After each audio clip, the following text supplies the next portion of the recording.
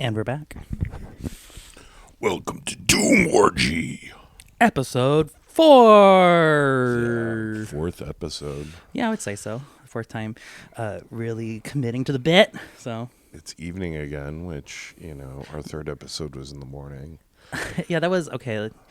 I didn't like that episode. Programming, no. Yeah, well, flop. Let's flop. No, okay. So last episode was an experiment in documenting, the RuPaul Charles legacy.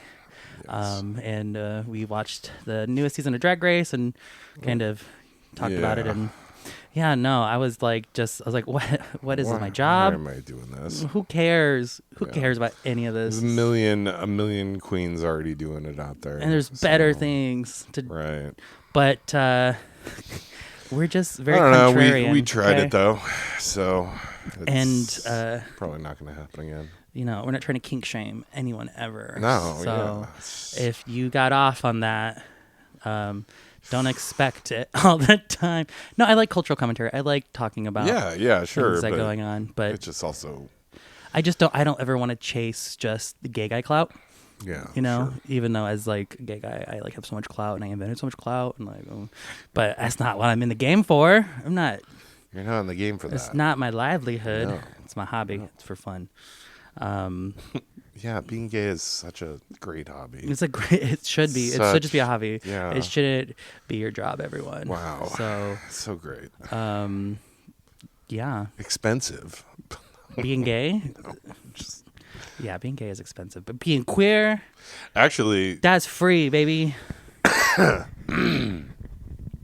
No, I mean, just having a fabulous time is expensive, but. Yeah, decadence. Yeah. Decadence. So. Lingerie.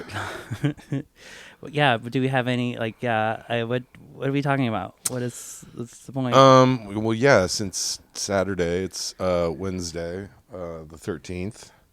Can we just talk about May. the big breaking news that just happened?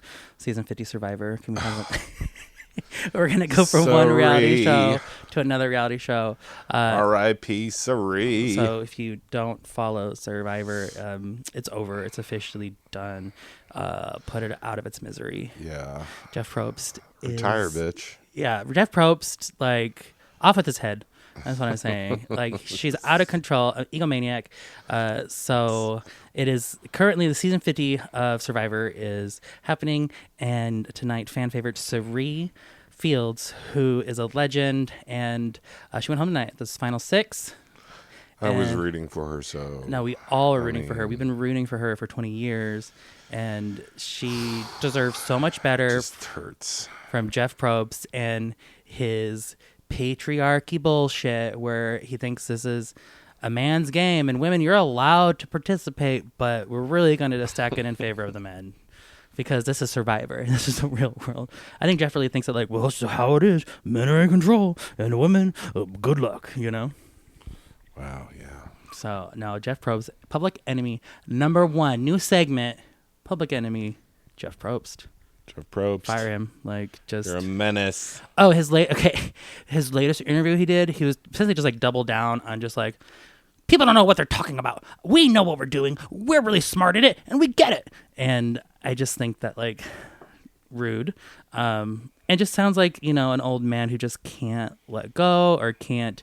A lot of that going around. Yeah, a lot of that going around. Little dick energy to me is when you can't understand that, things might be better without you, oh, heck yeah. I think that's but, not everyone can be Christ-like and sacrifice themselves for the greater good. So, not Jeff Probst. I mean, nope. Angry. I'm so pissed. Sari, she already won. She should have won. But you know what? Sari has won the first season of The Traitors. She's played Survivor 6 times, including the Australian version. She's been on Big Brother. Sari Fields is not done. Okay, get her on Real Housewives. Let her just be the reality television celebrity that we, need her to be. So, yeah. Come on the pod, Sari. More games for Sari. Yeah. Okay. Well, okay. Let's talk about America loves games. Everything's a game. Everything has to be a competition. Everything is content. We're all content creating. Mm-hmm. But are we content with our creator? That's what my reality show is about. I don't know where you're going with that. I don't like. Yeah, no. America's next priest. America's next Messiah. We need Sabree Fields on that. Sabree, we're gonna just give you all of it. We're just gonna. You're the best. And yeah, I don't know about all that. But Jeff Probst's head will be the trophy that you take home God. on this. Yeah. Yeah. What? Yeah. Oof. Oh, I got a new tattoo on Friday. My left calf. And it's of tarot card, the Hanged Man. Which, Yes. got it upside down on my left calf. So if I was actually in the position of the card, it would be right side up. Oh.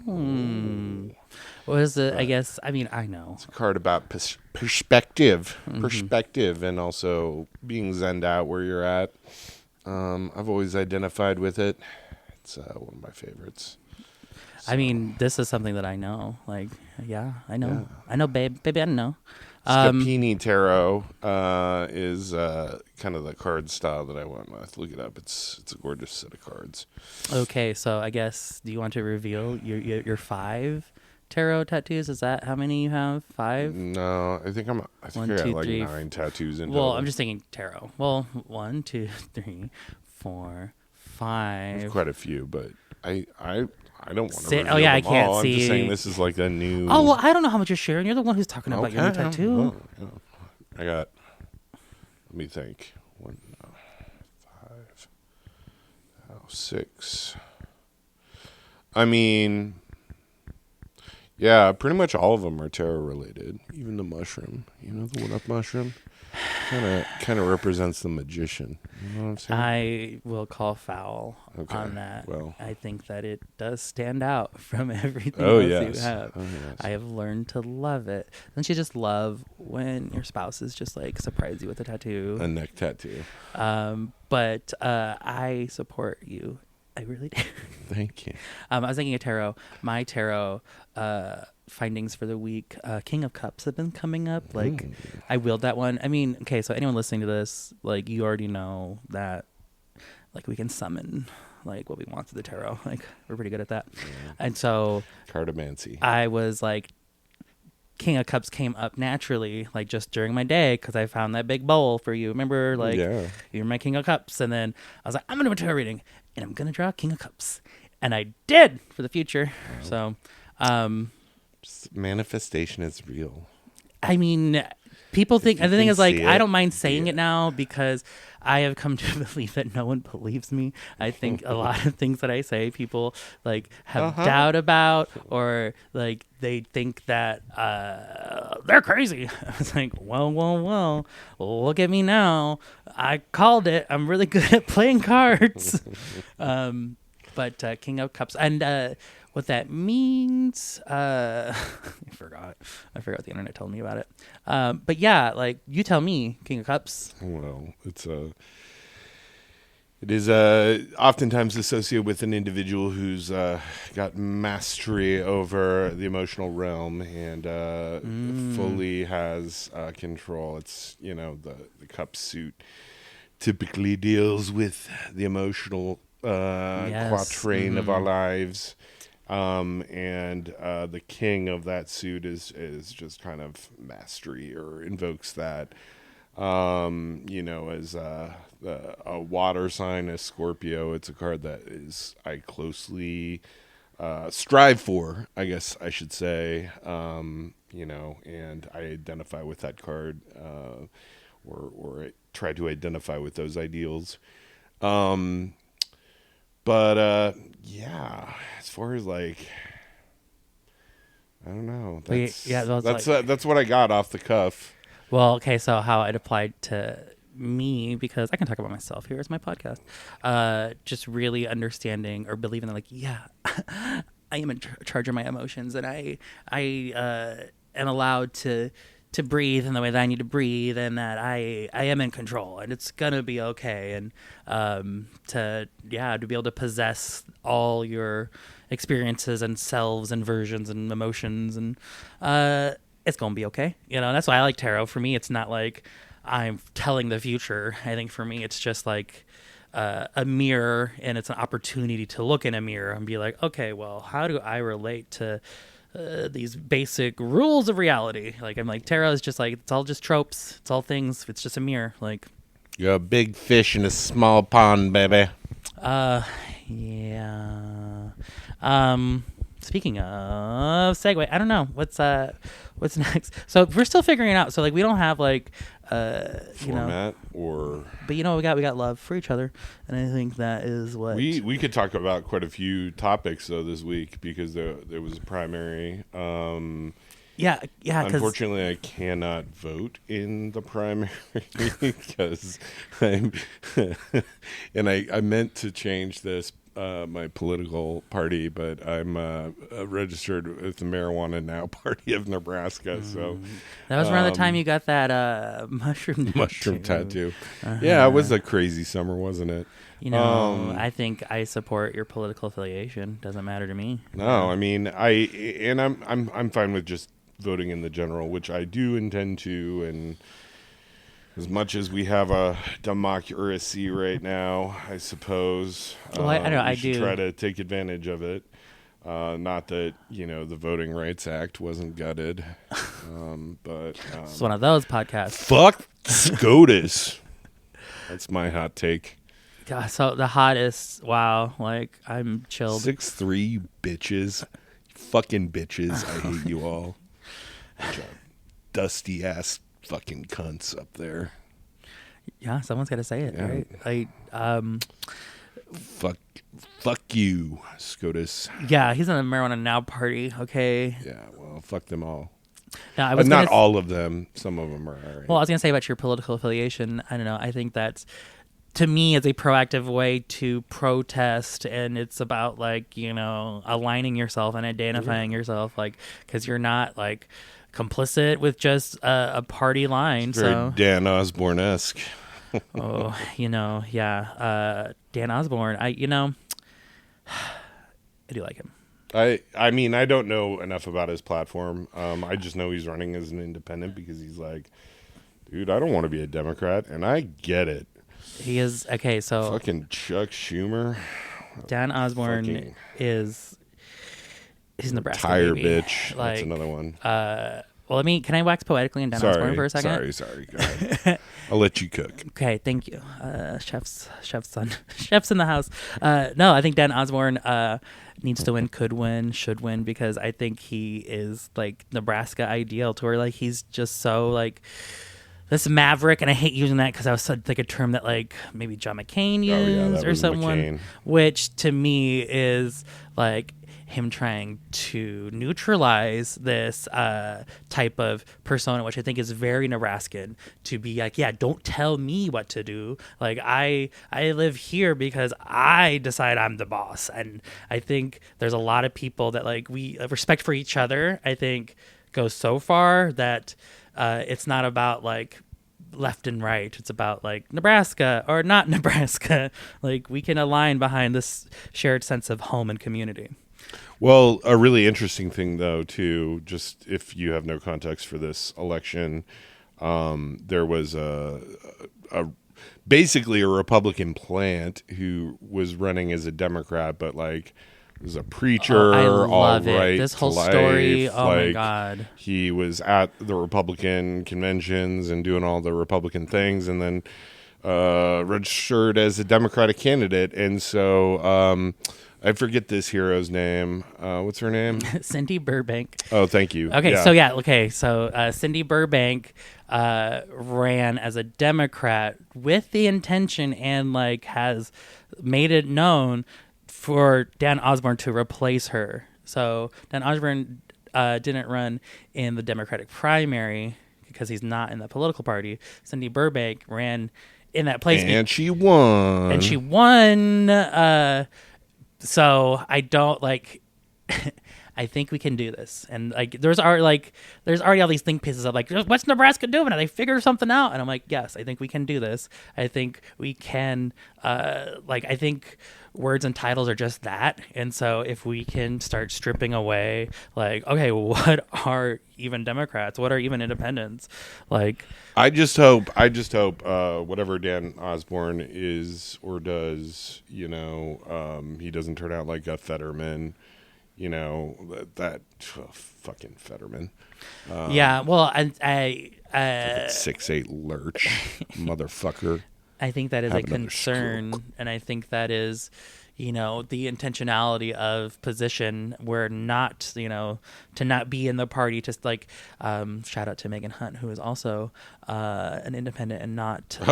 She went independent, or yeah, has she's she not a always Democrat. No, she left I'll fact check this before I finish and release it. But just shout out to our state senator, who's just playing the game perfectly. And if you're listening to this, run for higher office. I know you're kind of done because you did the thing, but I think you're a great leader and you've really made some change. And so I'll help you. I don't know. Sure.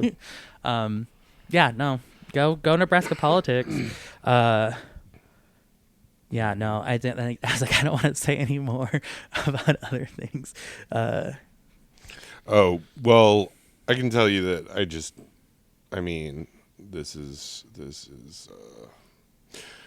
well, I don't know. We probably shouldn't broach. Should we broach? No, we shouldn't. I think now we can be like. I'm so tempted. Stay tuned for. We'll see how our Nebraska politics talk goes before we go to the next. I've got some things to say about global politics. No. Well, we can go global. But I think, I think for swaying local opinion. No, we're gonna keep this one local. But, just know I have thoughts. That's okay. Yeah, we'll let you know. We're gonna let some things shake out. But don't vote for Cindy Burbank until she is replaced by Dan Osborne on the ticket. I would say that's probably just some good advice. Well, yeah, and I honestly do need to. I think I have a generally favorable impression of Dan Osborne, but I just don't know his. And honestly, okay, so if Cindy Burbank though, if she's that crazy bitch who's gonna be like, yeah, I'll step off the ticket, and she goes, nah, JK, I was lying. JK. I would be like, yes, actually, you're the chaos agent that we need. So we're running both. Because that's and then we have another Republican. Yeah, no, because I don't want shenanigans up in here. Well, I'm not trying to erase the work of a brave woman and be like, okay, now step aside for the man, which I think that could be used against us. But I think she's pretty, her website links to Dan Osborne's website. I think she's pretty. But shenanigans, because if you cannot step aside. The super secret council of Democrats has voted that you are advancing to another primary. And who funds the super secret council of Democrats? Listen, people, manipulation is real, and doom orgy. So, Nebraska politics, global politics. Okay, I do not ever want to talk about the alien files. So. Oh, really? I thought that was such a fucking nothing burger. No, it was. I think it really stressed me out. No, it doesn't stress me out freaked at all. Me the fuck out. I'm ready for disclosure day. Well, I think that. And I can finally come out to you. Shut up, please.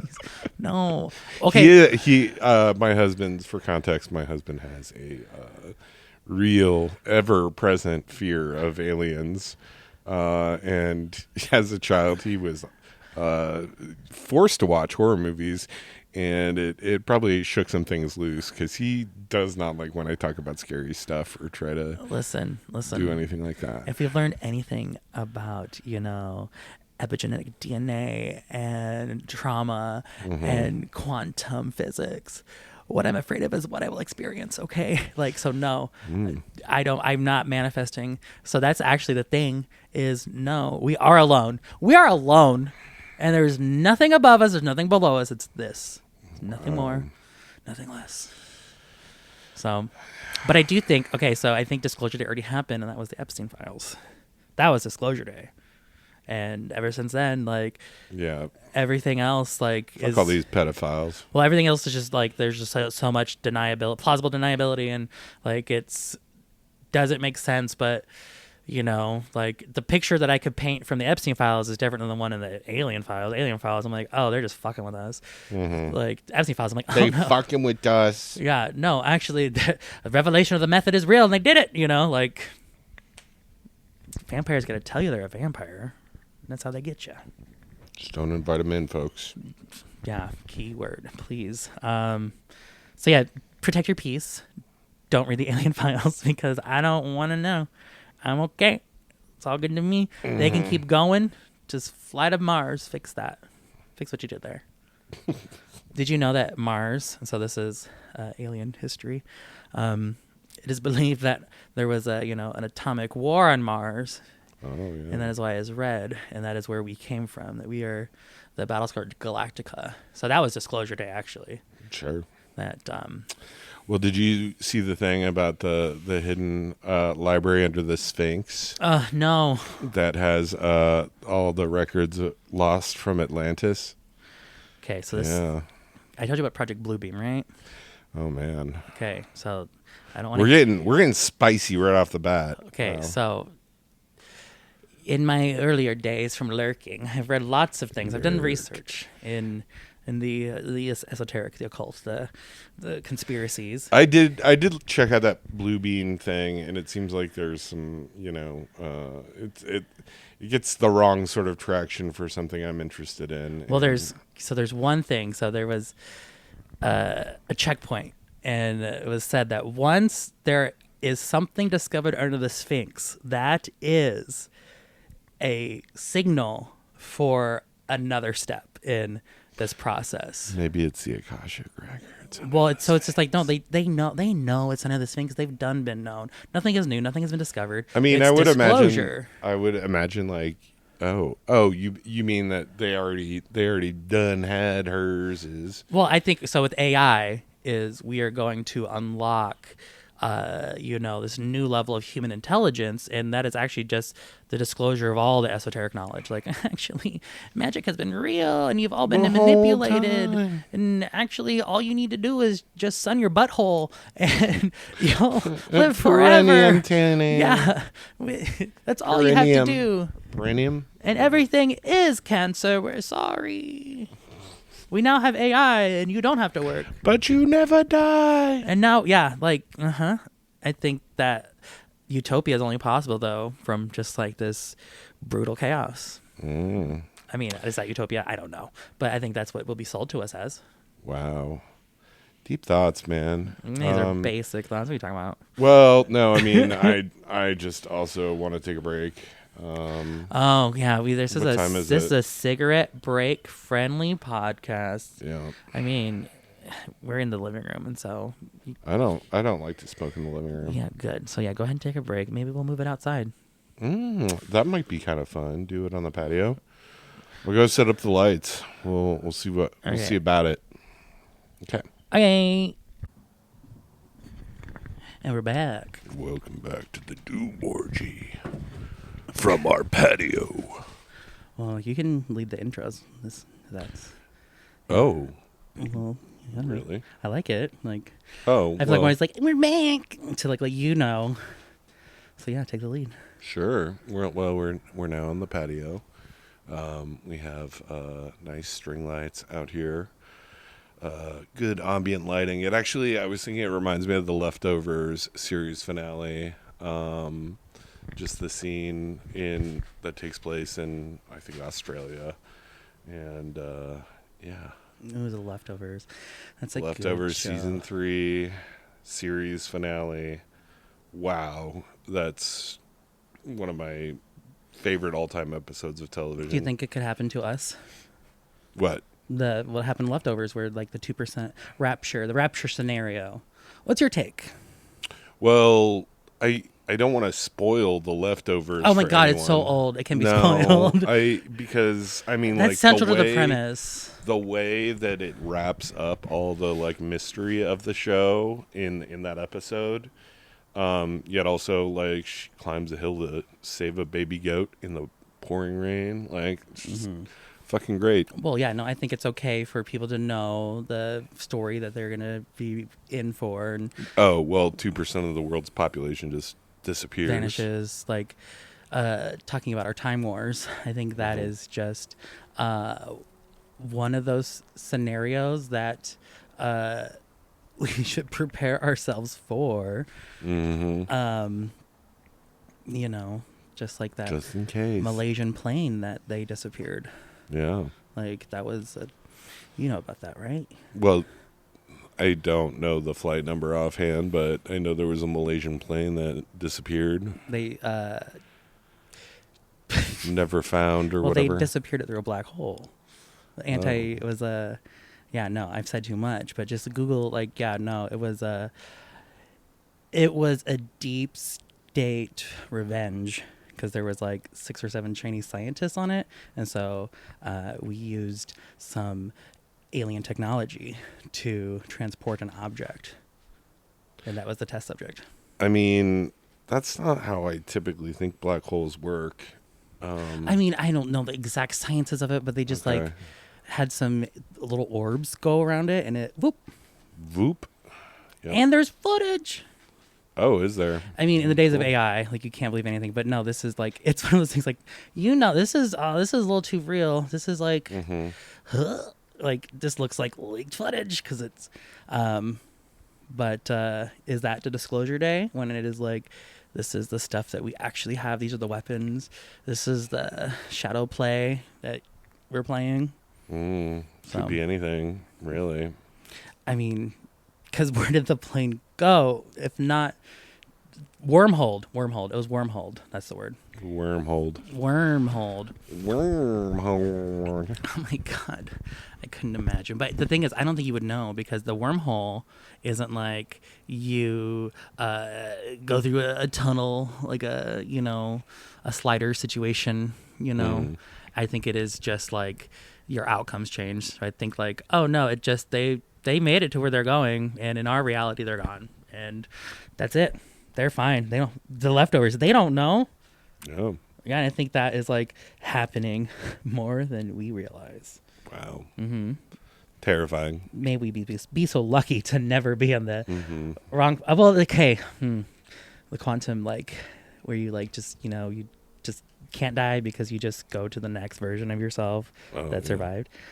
I mean, I know my split points. Yeah. So, what do you mean by split points? The moments where I died. Oh, the clown. Oh my God. That's the first. Oh my God. No, one of many. I mean, I've told like my origin story with the blue bunny. It's the first one. Listeria. Second, Almost got him. Yeah, second attempt. The clown. Utero. Well, actually, no. The clown was the messenger. So I was hit by a car. Kid, are you okay? Yeah, no. I was hit by a car as a kid, and I blacked out, and I woke up, and I just heard a voice. Kid, are you okay? And I opened my eyes, and it was a clown, a full-ass clown, who was on the radio birthday party, was behind the truck that hit me, and Came to your assistance. Well, I was probably like, I don't know, 9, 10, and I just remember being like, I'm dead. Like the feeling of like, oh no, I woke up and it's not what I think it is. And ever since then, things have been weird. Yeah. And honestly, the second time is this. You just know when you're like. I was in college, and I had some friends that lived in Lincoln, and I went to go visit, and it was a great night. It was fine. I just remember I borrowed my sister's minivan. I was like, I really got to go visit people. I just haven't seen people for so long. And I'm driving home, and I just have a memory of just like waking up as if I had fallen asleep, but I don't recall falling. I just woke up. Oh, no. So, like, just like, okay, what was that? Okay, made it home, but I just remember everything being really dark and desolate, and just like, why is there no one on the interstate? Like, yeah, it's late, but it's like, this is a popular town, and just got back to my dorm, and like my roommates were gone, so the place was just dark anyways. It was like on a holiday, so spooky. I went to bed. I woke up underneath my bed naked, and then I was like, okay, what is happening? And then this is when I went home. I think it was for Easter, which is why it was a holiday. And so I found out that my uncle had died in a car accident. Holy shit. The day prior. So I think that I slipped into a timeline where... Damn. Yeah, so David, thank you. He did that one for me. Like, whatever, this reality, this version, this... Stepped in for you. Or, yeah, no, so, like, that's my truth. Or reality as I perceive it, which leads to my many worlds theory, so... Yeah. I mean, I've had plenty of close calls, as I've mentioned, but, when I was a kid, we had a family reunion in the mountains of Vermont, and in that family reunion, all the men folk and women who wanted to golf ended up taking off, and I was quite young. I was, I don't even remember this, so must have been like 4, 5, maybe 3 even. But I wanted to go with and ended up taking off after them, and we were in, the Green Mountains of Vermont. Green Mountains, White Mountains, one of the two.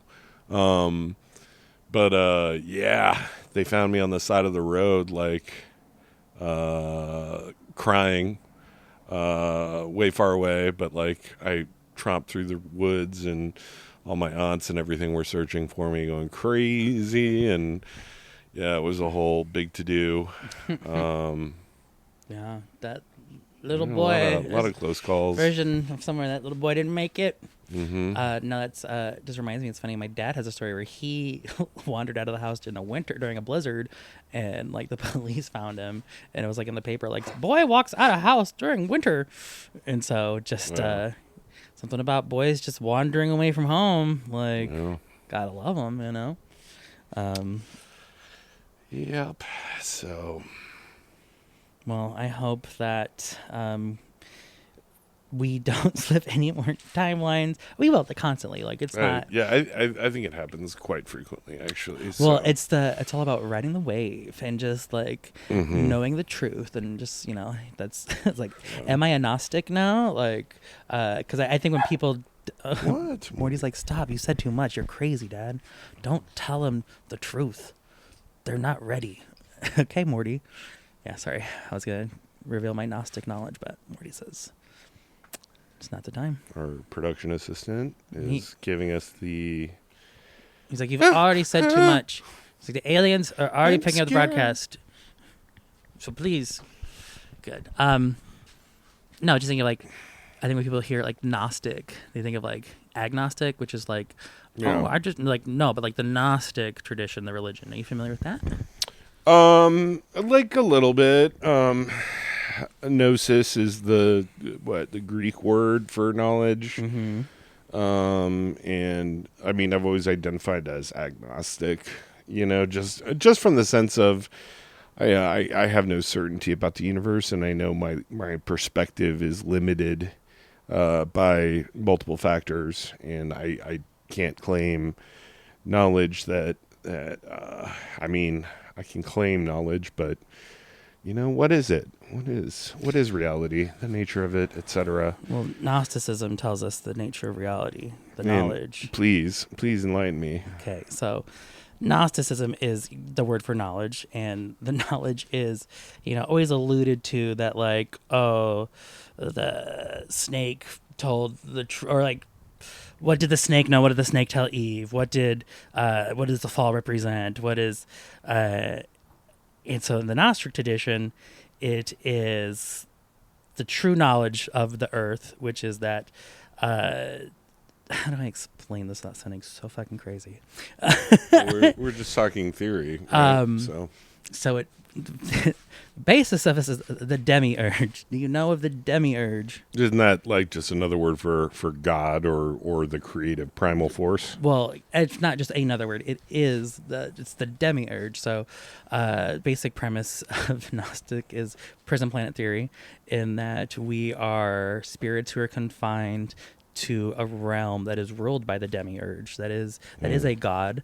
Some might call this God of the Old Testament, and this is a vengeful god. It is not. It's just because it's a being. Like it is. Right. We are on a planet, and so what Jesus represents was that beyond, that there is something. There is the monad, which would be the true source. This is like could be the word for God, but this is so the monad sent Jesus to communicate the knowledge, the truth that we are actually of another place. We are not of the prison planet, and that that was the knowledge. That was the truth. And so agnostic is not that I don't believe anything. It's like, oh no, I don't believe that. I don't believe. No, well, no. I mean, the agnostic is actually, it just means I don't know. Yeah. Well, I'm I think not gonna purport to know. No, a Gnostic believer, I guess, could espouse those beliefs, but I don't think you're. I think agnostic that has nothing to do with Gnosticism. No, I don't. I agree. I think sometimes people think of inversions as like being like direct opposites, but I'm just like, well, no, they're like complete, like where Gnosticism is not just, oh, I have a knowledge or I believe that there is a knowledge. It is specific. It is actually not like to have the knowledge is to have the facts. And so Gnosticism is laying out facts in that, like, we can call it Demiurge, monad. Sophia, is that the name of the creation, the woman creation that then created the Demiurge, which is the creation of the planet Earth? It's long and deep, and TikTok has really influenced all of this. So want to learn more? Go to TikTok. Go to TikTok. Shit. Okay, so now here's the thing. This is why I'm TikTok pilled. Oh, God. This goes into my whole theory about the return of the oral tradition. So read my book. Okay. All right. Thoroughly researched. No, I've said enough. TikTok. I've said enough. Go on. It's your turn now. I've said enough. Oh God. I don't. Yeah. I mean, I can. Okay. Like, let's talk about Gnosticism, or at least your perception of it. I mean, I get that. Like, I think of life and reality as sort of, suffering and punishment and pain, and it also very beautiful too, and moments of love and warmth and happiness and awe. I mean, it's all of those things, but at the same time, what comes next? No one really knows. I mean, even like, near-death experiences or NDEs, where people have been dead for like certain periods of time, they describe, this confluence of souls and like escaping this, plane to a higher plane of soul and unity and what have you. So, I mean, I think there's maybe, I'm a skeptic first and foremost, just because I like to, perceive things through my lens. But I also think that truth can take a lot of different forms, and truth can be embellished, and lots of things can happen when truth gets handed down, passed down, like viewed through different lenses, et cetera, et cetera, et cetera. So with all that iteration, I don't discount even sometimes the most outlandish stories is maybe having a kernel of truth somewhere in there. I don't know. That's my thesis. No, I mean, I agree with that. And I think, my beliefs are, malleable, and that's like, for me, belief doesn't need to be like, and truth. I don't know. It's not divine, or what's the word I'm looking for? Like, I believe that like what may be true today might not be true tomorrow, and like I got to be prepared for that. Like, truth isn't like an eternal thing, like There are truths like, oh yes, I guess the sun will rise. That's a truth. But will it always be there? You know? Well, even still, just the act of observation changes outcomes. So, that was proven. That's why you can't read the alien files, because you can't observe them. So don't observe them. If we don't observe them, they don't exist, everyone. Right. Exactly. But that's why we gotta read the Epstein files, because they want us to. Damn. Sorry, I didn't mean to bring it back to there. No, well, if fuck Trump, first off, if that's not clear, and he's a pedo, lying ass, son of a bitch. Happy Mother's Day, join her in hell. Mother's over. We're over that. Oh, yeah, but what else was I going to say? Operation, wait, what is it called? Project Bluebeam? No, Epic Fury? Epic Furiousness or whatever. Oh, whatever. the video game? Epic Furious. Right, that's it. EpicFurious.com. The company that, made this also made like 3 arcade games in the capital of this game that you can actually play on your phone, and I have. And I can tell you it's made with like RPG Maker.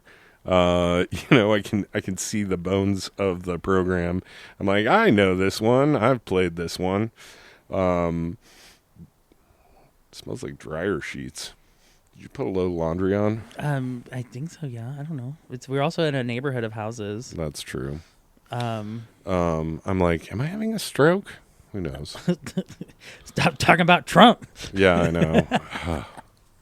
He's highly protected. Do you not know? This is what he is highly protected by some malevolent forces. Like, don't fuck with them. Like, they're coming. I keep trying. Like, don't do it. Like, they want that.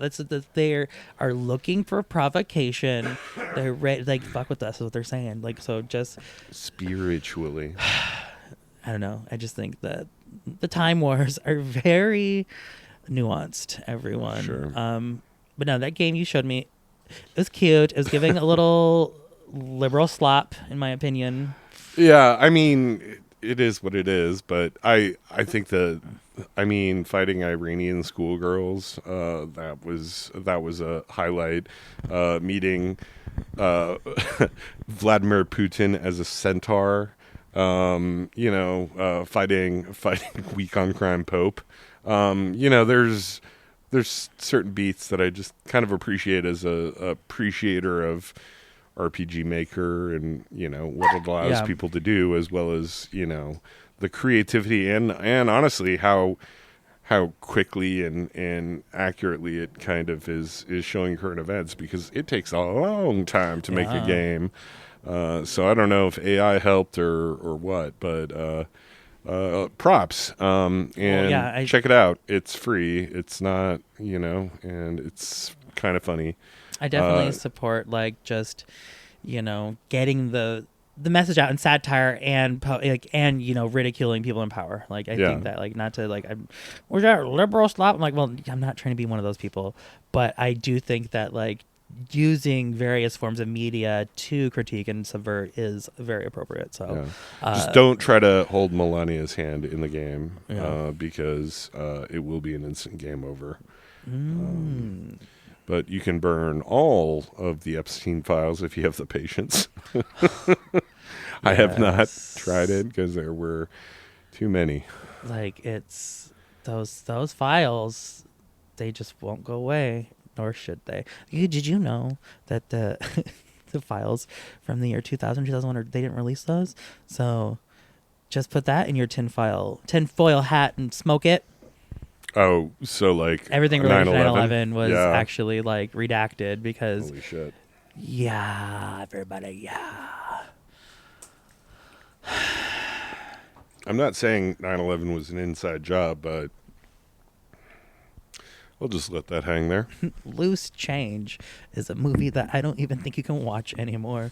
I just don't feel like Googling it. So, but what I will say is that on this podcast, I believe that critical thinking also means reading things that do make you uncomfortable and do weird you out and do scare you, and trusting enough in yourself to not get lost, because sometimes there are kernels of truth in everything, because I think that like true humanity expression can communicate in ways that we just can't fathom. So I don't know.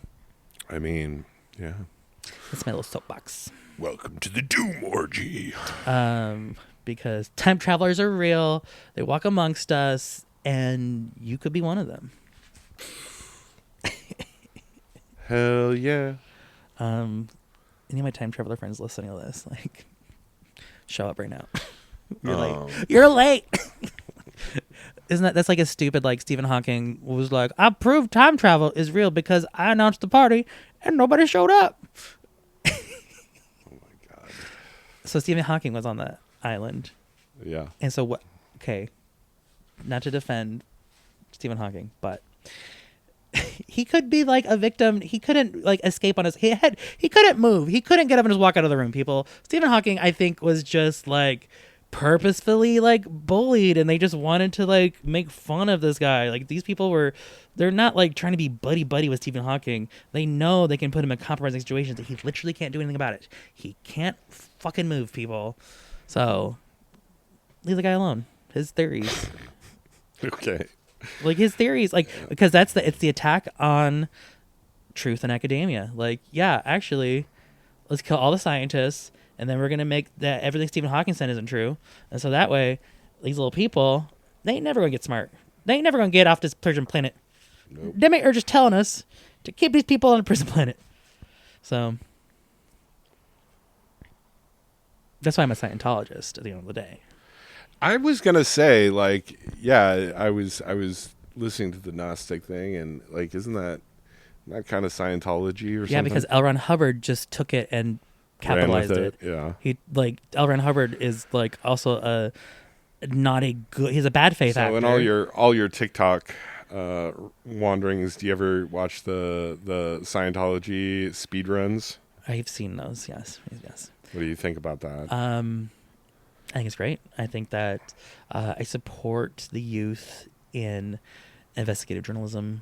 I support them in pushing positions of power, especially ones like Scientology, which, you know, has kind of been proven to be an exploitive cult. Yeah. But that's welcome to America. You can be in one, you can start one, you can join one. New suckers born every day. That's the freedom we have. But yeah, Leah Remini, she's out here fighting the good fight, coming out against, like, Leah Remini, come on the podcast. Tell us your secrets. Wait, what's that? Is it Leah Remini? On the shed? Shut up. Oh my God, it's Tom Cruise. Oh my God, I don't ever try to scare me. Ever. I hate, because there's one day, it's going to be a Scientologist at the door. I've already read the books. I know. I studied the Xenu Chronicles. I know everything. Sweet. Because, yeah, it's the same prison planet thing. Because, yeah, that's the whole thing. Gotta cleanse our thadons or whatever. I don't know. Anyway, I'm bored of these topics. I'm bored with what you want to talk about. What's a TV show I like to watch? Huh? What do you got then? The Comeback. And good television. What about it? Tell me more. Just gotta love that Valerie Cherish. She's America's sweetheart. Okay. Yes, The Comeback. I'm in it. No, I think that just is so prophetic, and the season 3 with just like the AI. Mm-hmm. Like, I really think that they just, I don't know. The postscript saying like everyone on the show had been replaced. Yeah. By AI. Yeah. Man, what do I want to say about that? So I just, man, Lisa Kudrow, what a treasure.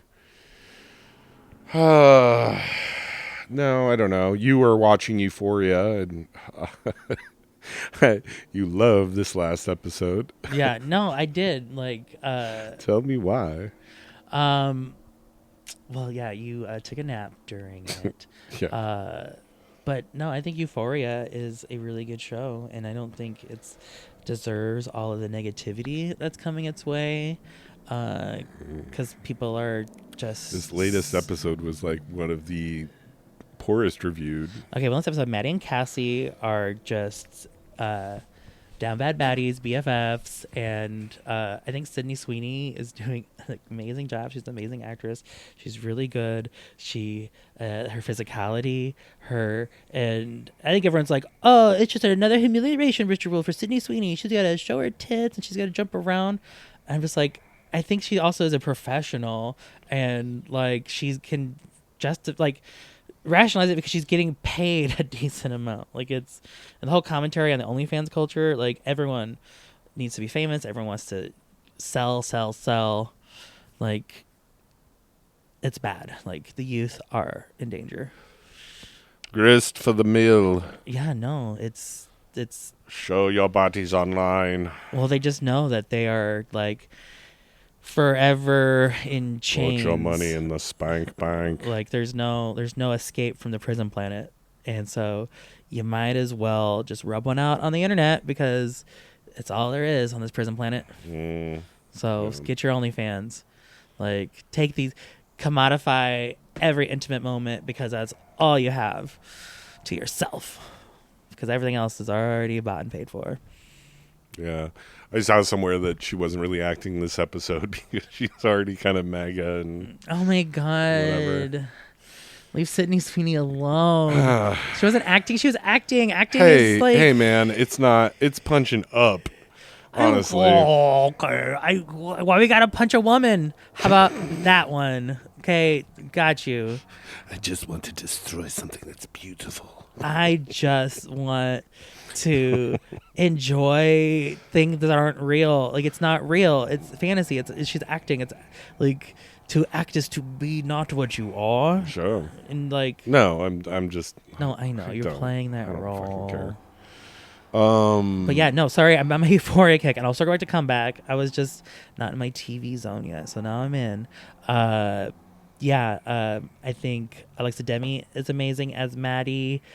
She is just so like calculated and cunning and cunt, the other C word I ever use, and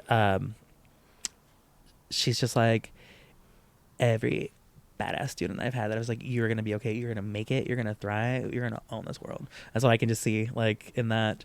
And not that she's a good person, but I think is like not everyone is. People are just gonna be people. There are gonna be people that are gonna like do things that I don't agree with, but I don't know. I love to see him win. You know. Poor Rue. Rue. Buried up to her neck. noggin. Yeah, no, Zendaya, just she's At so, risk of losing her head, like in almost she's every gonna episode. keep her head. She's so effortless and I do believe that representation matters. These are real stories. These things, crazy shit happens to people, and I can be a hater and be like, oh, okay, like we get it. Like she's just serving, softcore porn, to Sydney Sweeney. But I'm just like, these are like fantastic stories, people. Like do you want boring? But I think there's a lot of memorable shots too. Oh, the cinematography. Mm-hmm. No, this season is definitely a horror story. Because they're out here living in this contemporary America, and I don't know, Sam Levinson, he's a shady character, from what I know. So, but I don't know nothing. But I gotta say, like the art, and I think this is if I have to say anything about art, I think we are so wanting our artifacts to match our artists who made them, and sometimes the artifact is awesome and it's amazing, but the artist who made it just is not it. And yeah, you can separate. We have to separate the two because some problematic art we can't. It's just here. It's always going to be like, I don't know. Like I think there's some things that what is the art versus the artist. And Euphoria is one of those things. I'm like, it's great. Euphoria's awesome. I mean, I've enjoyed earlier seasons, I think, more than this current one, just because So good. You gotta just watch it. I know. And I think also it's one. Sometimes things don't hit for when they happen. Like speaking of other shows, like The Comeback. Like I did not watch the first season. I did not watch the second season because I was just like, this looks so dumb. Like I remember when Lisa Kudrow was doing The Comeback.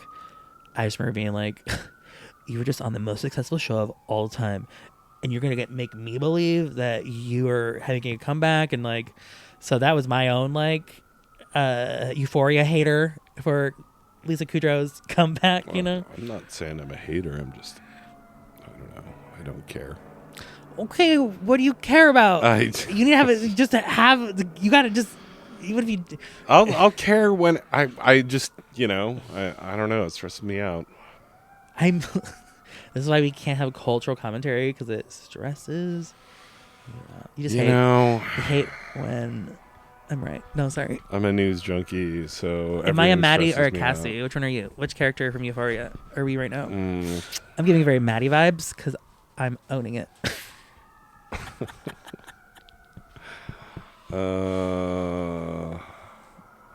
You're giving Lexi vibes. I knew you were going to say that. You're such a bitch. It's good, though, because in this episode, so Cassie, she's like hanging out with this like TikTok guy, and he's like, come live in our TikTok house. And Cassie is going to Maddie because Maddie's managing her, and Cassie's like, well, I'm moving to the TikTok house. And so then Maddie gets on the phone and she calls up the studio, and she's like, LA Nights, Cassie won't be there for the interview or for the audition. And Cassie's like, what do you mean? I got me an audition? And Maddie's like, that's right. And turns out Maddie was lying and had to go to Cassie's sister, Lexi, who works on the set of LA Nights, and be like, give your sister an audition. And Lexi's like, no, I never will. And so Maddie had to bully Cassie's sister to get her an audition, which I think is worth the contract right there, right? Because Cassie... So you're saying you're bullying me?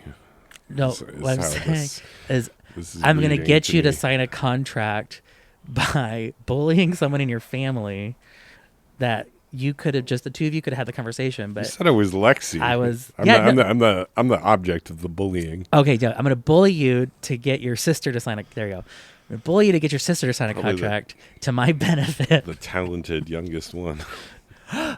That would be great. So I need you to give your sister an audition. It's for her own good. And if you two had a better relationship, I wouldn't need this contract. We have a fine relationship. She lives in Paducah. No, it's amazing. Oh my God. Again, this is acting. This is theater. This is storytelling. Okay.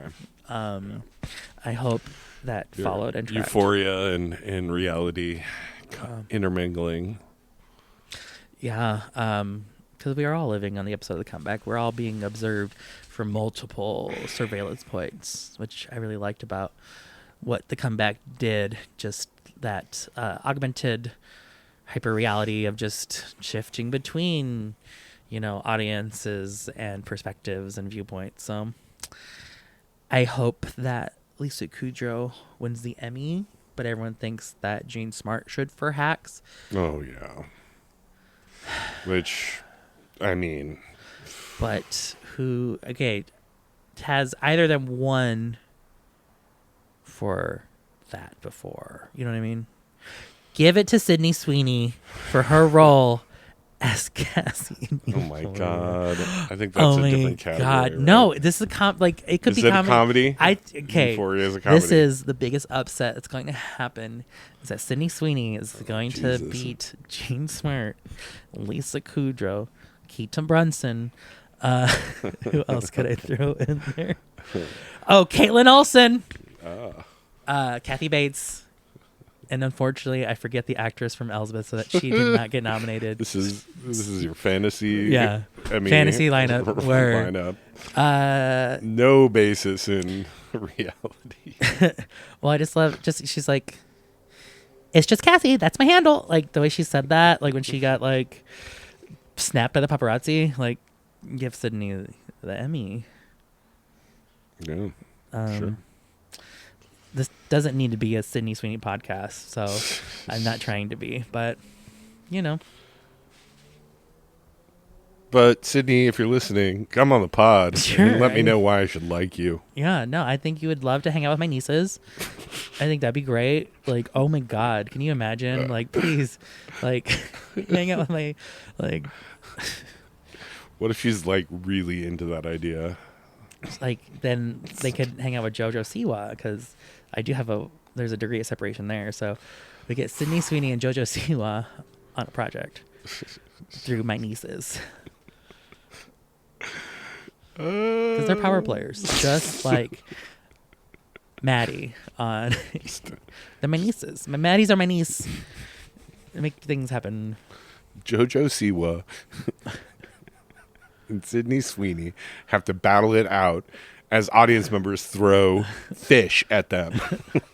Well, no, I just imagine they're like in a remake of like White Chicks or something. Like we just reboot something, you know. I don't. We already had the reboot of White Chicks with Drewski. Oh, that was good. The Erica Kirk. Oh, holy shit! What a legend. So on our Tamadachi Island, I forget what question they asked me at Celebrity. What's someone that nobody likes? And I put Erica Kirk, and so I'm like, why did I do that?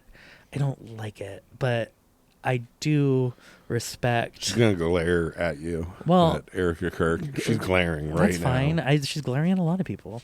But I respect, I like yearbooks. I like timelines. I'm like, yeah, in 2026, Erica Kirk, nobody liked. So my Tamadachi Island is accurate. Yeah. Erica Kirk, retired bitch. Okay, so like the whole Turning Point USA thing is such a sad, scary thing. Like I remember at the Super Bowl, one of my families, and they had 2 screens. The Bad Bunny on one in the main room, and then in the other room was the Kid Rock Turning Point USA thing. And I think to just absolve my family. Really happy I wasn't there. Yeah, to absolve my family any responsibility. They actually just like Kid Rock. This is like actually not a Turning Point thing. I'm really glad I wasn't there. And so like, not that they like actually subscribe to anything he believes or does.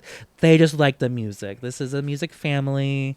Music runs everything. And in my family, Devil Without a Cause, that's a top 10 album. Oh, Jesus.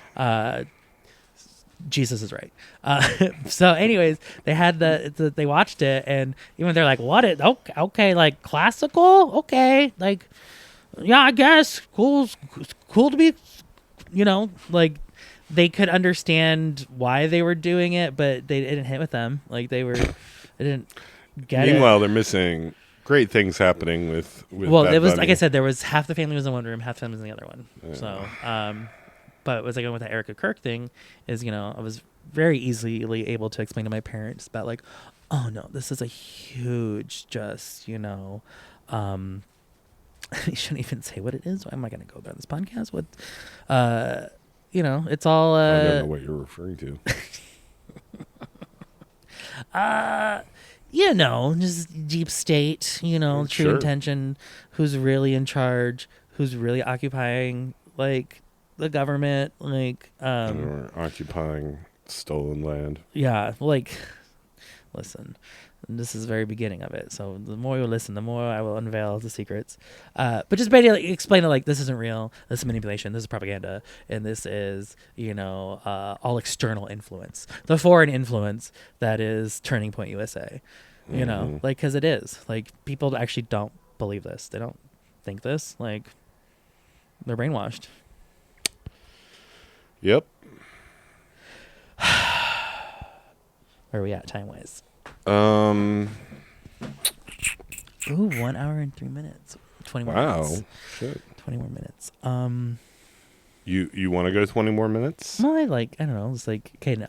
Cause I think, no, this is so early still. We're not editing until someone says, that was really boring. Oh, yeah. You told me to edit the first couple episodes, and I completely forgot. I mean, we're keeping this chill and casual. And then, like, because I want to have opinions. I want to We say edit things. nothing. Edit nothing. It's all train of thought. It's all off the top of the dome. Yeah. If you don't like it, find something else, you bitch. We're really working on reading. Oh, that short story you sent me. We could talk about things that aren't TV. Oh, that was a really good short story. Hold on. Let me pull out my phone. Speaking of switching timelines, that short story. It was on Reactor Mag. Yeah, go ahead. You go ahead and just, even if you just want to say what the title is. This Is Not My Timeline is what it's called. And it's on Reactor Mag. No, I am not under 18. It's original fiction by J.R. Dawson. But essentially in this short story, it's 5,000 words, so not too long. A queer couple is, startlingly familiar feelings of third inauguration, like just people starting to really come for this queer couple, and so they decide to leave their reality behind and jump to a similar reality, but it's hard because home is... Yeah, definitely one of those, the grass is always greener, and I just identified it with just, I think, as like a queer couple, especially like around 2016, 2020, 2024, just really feeling that like the tides are turning, or feeling the pulse of hate and bigotry, and I don't know. I believe we've switched timelines. Like, for me, reading this story, I'm like, oh yeah, this is also true. There's been so bad that like I think we both mentally willed ourselves to a different future, and that's the future we're in. And it's not perfect, and that's by any means. I don't think the present that we're in will ever be perfect. But I think I did a shitty job with that one. No, listen. I think we all do what we can in our own magical ways. I feel good where I'm at. So. I didn't die of COVID, though I had it 3 times. You didn't even have it once, right? Yeah, crazy. Officially, no. Remember, I got it over. I just had it over New Year's Eve. Oh. Because your family got it. Yeah. Okay, so he got it New Year's Eve of 2026. But no, my other conspiracy theory is that I got it in December of 2019 because I was supposed to do. I had to call into work. I remember you being real sick. No, yeah, I had to I was a facilitator, and so I had a huge college facilitation, and I just had to call in because I was deathly ill.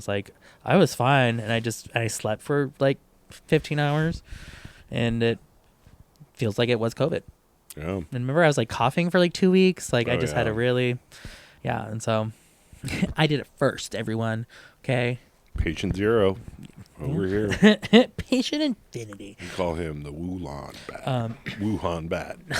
No, please don't spread that rumor.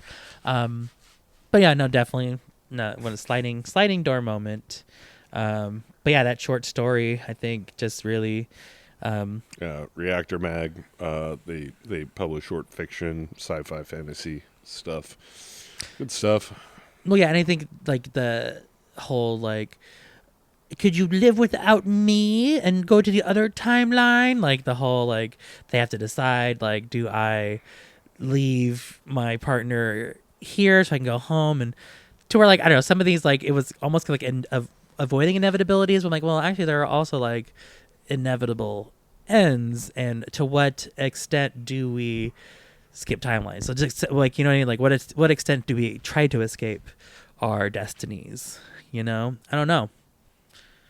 Maybe you died on the way home from Lincoln, and a continue screen came up, and it gave you the option. Could have been,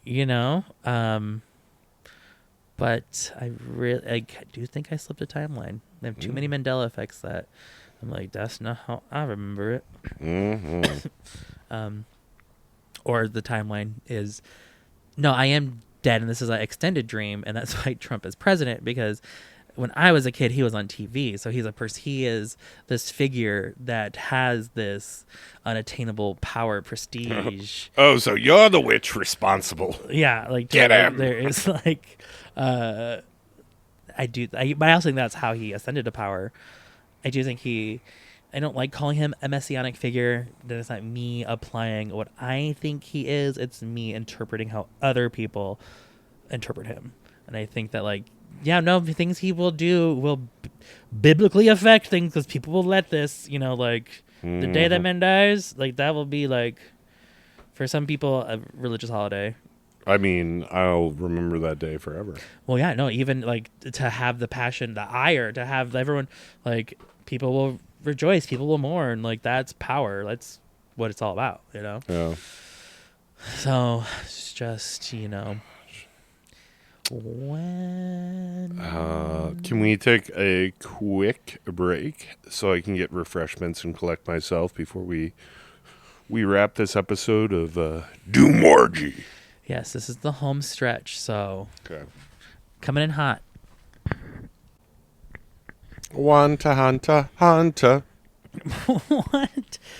Hantavirus. Oh, okay. Sorry. I was not for sure where that was going. Yeah, hantavirus. It's here right now. I'm not afraid because I think we already got it. Remember when you cleaned the shed? We were so sick afterwards. Right. Okay. Oh. Yeah. So let's... so you can get hantavirus from like a lot of basically like dried rodents that carry the virus. They're droppings, dried rodent droppings. Well, this was like, so for everyone who doesn't know, hantavirus is the latest rage in pandemic fear. The idea that... I'm calling it right now. You don't need to be afraid of the hantavirus. Yeah, I agree. That being said... Unless you clean out your shed and don't wear proper respiratory... Okay, can I... Yeah, okay. We got really sick. I know. No, that... So yeah, we had... I had to clean out the shed. And I was on the patio, and all the dust came my way. Okay, you're not... I was watching him work. What I was implying is that it is our shared patio, and yeah, it was a disaster, and I cleaned it out, and I exposed us to the hantavirus. So I got it the worst though. So yeah, it was pretty bad though. But no, I was Googling it. I was seriously like terrified, like, oh shit, like, because I found all those rats. I was like, wait a minute, I shouldn't be in here. There's a lot of rat shit. I'm just moving things around. Like, it was a rat's nest, rat king we had going on. Like, for those that don't know, rat king is when a whole bunch of rats have their tails all tangled, and it just makes a big ball of rats. Yeah, and that's a rat king. It looked at me. There was a lot. But I cleaned the shed out, and we got rid of a lot of things, and we might have vaccinated ourselves against the hantavirus. So yeah, that's a victory for me. And this was what, like 2 years ago? 2024 December. Yeah. Was it really December? Was it that nice? It was December 12th. Cleaning Well, that's why I cleaned it, because it's dead of winter. Like, my strategy was that it's the dead of winter, all the bugs are dead, so I can go in there and there wouldn't be any bugs, but I didn't account for the rats. And they had a whole ass city in there. Like, it was pretty inspiring to see.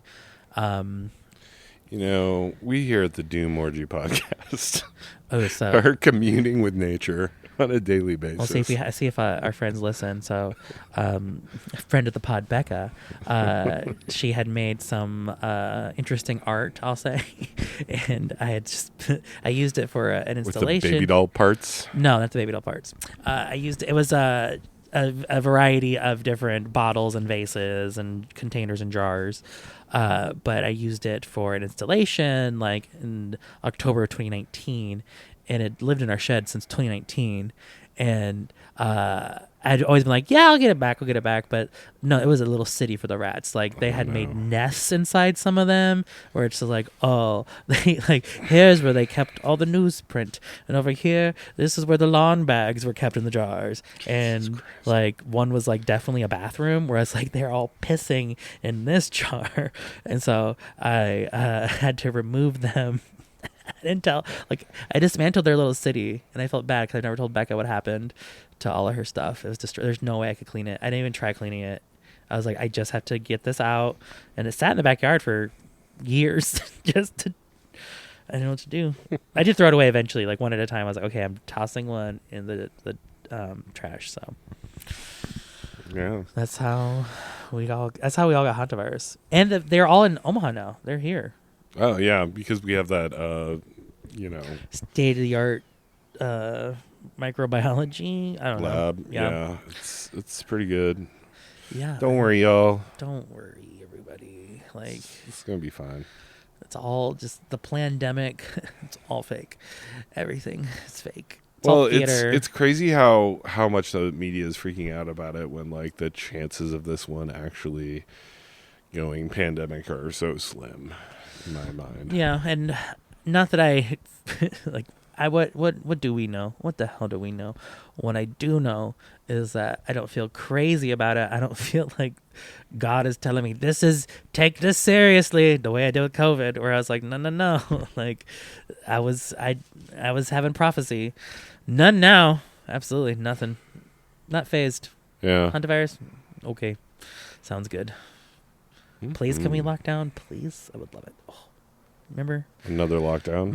Okay, lockdown was like wonderful until June. End of May really ruined it. Well, now I'm just forever changed. Well, I mean, like things happened, things that needed to happen. I think there was a lot of like reckonings that, I do support during the summer of 2020. And I say I support and things that like progress for, marginalized groups, that's something that I'm about. That's what I like. Fuck yeah. But before that, lockdown was pretty just like chill. We were all, We had that inversion table. Yeah, we were just hanging out on the internet with, we still have the inversion table.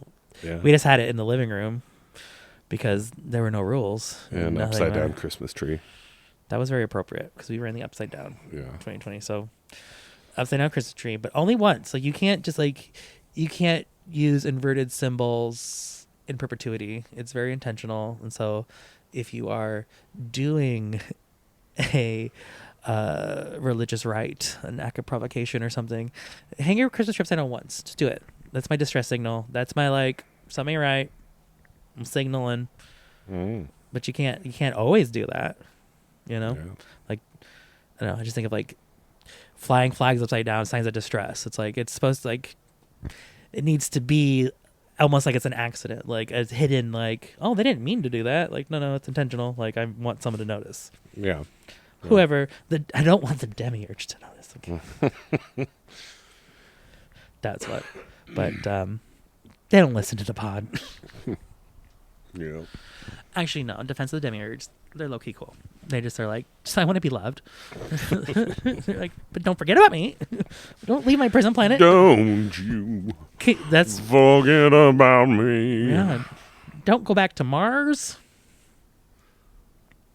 Well, yeah. Cool. It's so nice out. Patio lights. Smoking a cigarette. Talking about the Demiurge. Well, I really feel like we didn't even scratch the surface on.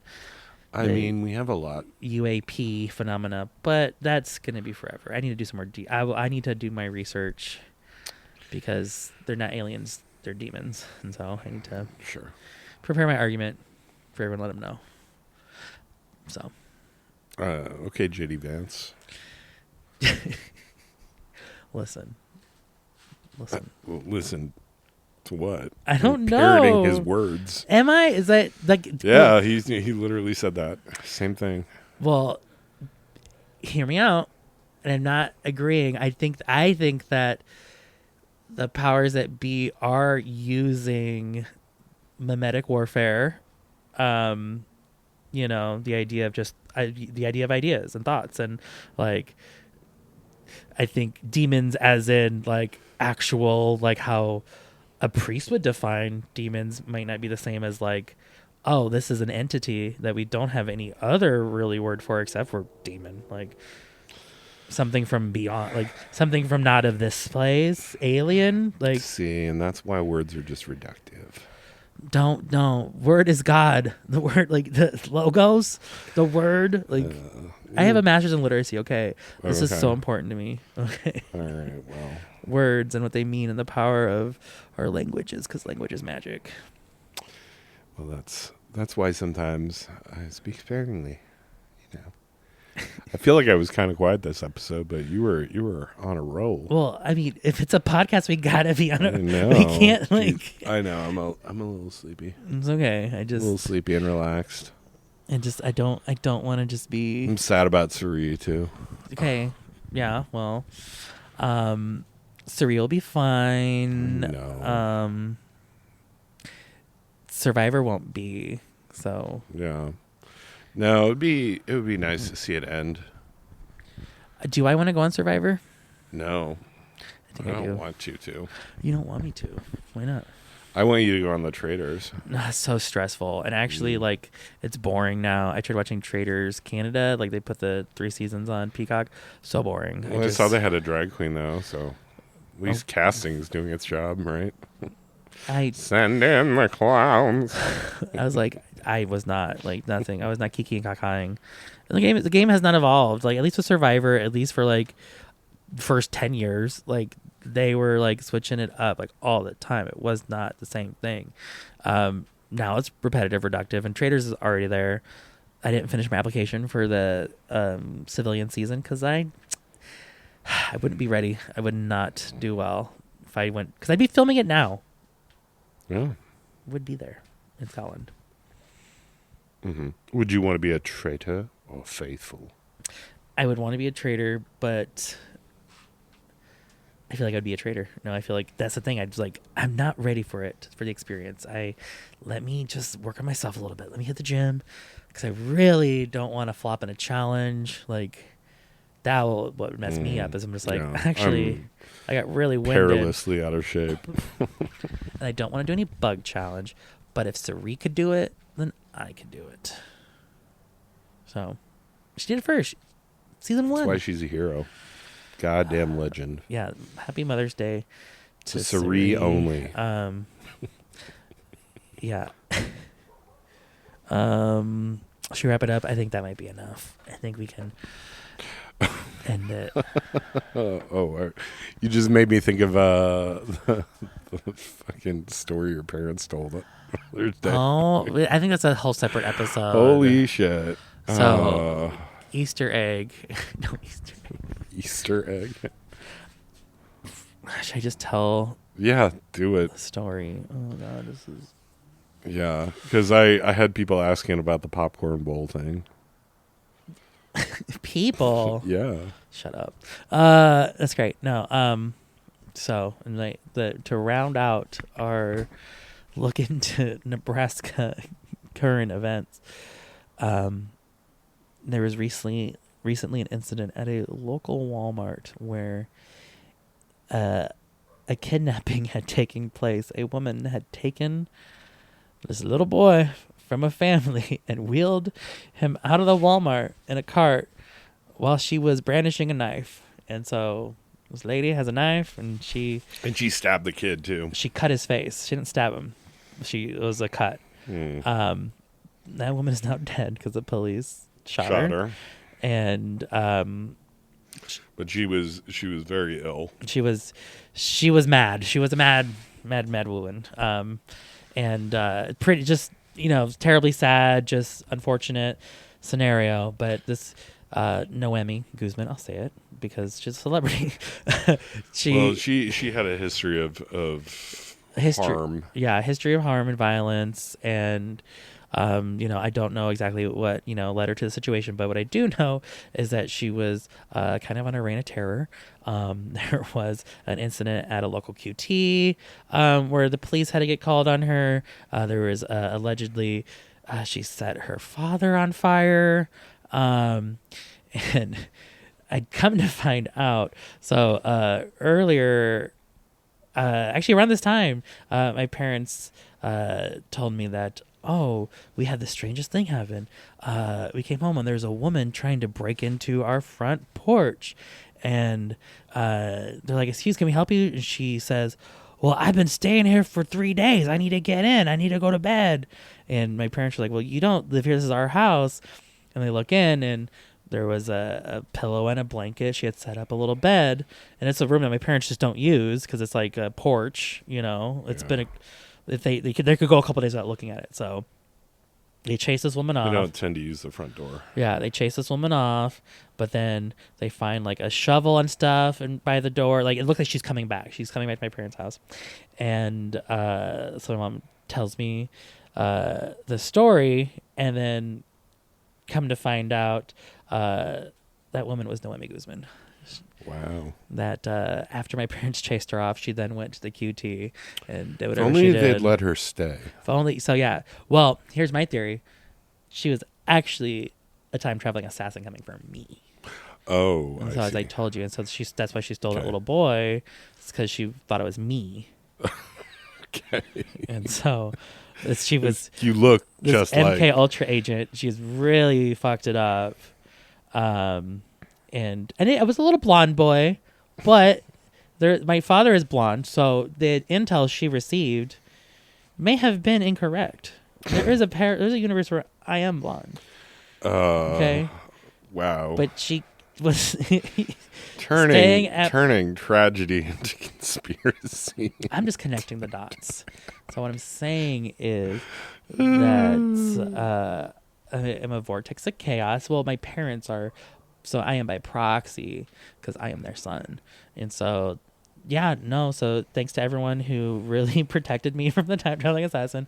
Shout out to my parents for making sure that I didn't live at home with them anymore and that I had moved out by the time I was almost 40 because that assassin. She was coming for you. She was coming for me. She's waiting on your porch. She was waiting on my porch. Yeah. So, that's just, again, I just keep slipping through. Because that Walmart was up the street. That's the other thing. Like, that's our Walmart. So it could have been me. She was coming for you. Yeah. She's like, look at that cute little boy in that cart. No, it's not me. Sorry to that kid. He's a hero. Like, I really, put him on Survivor 51, have him win so we can give him the check, okay? Well, I'm just trying to connect it all. I'm trying to wrap it up. Oh, boy. Yeah. Yeah.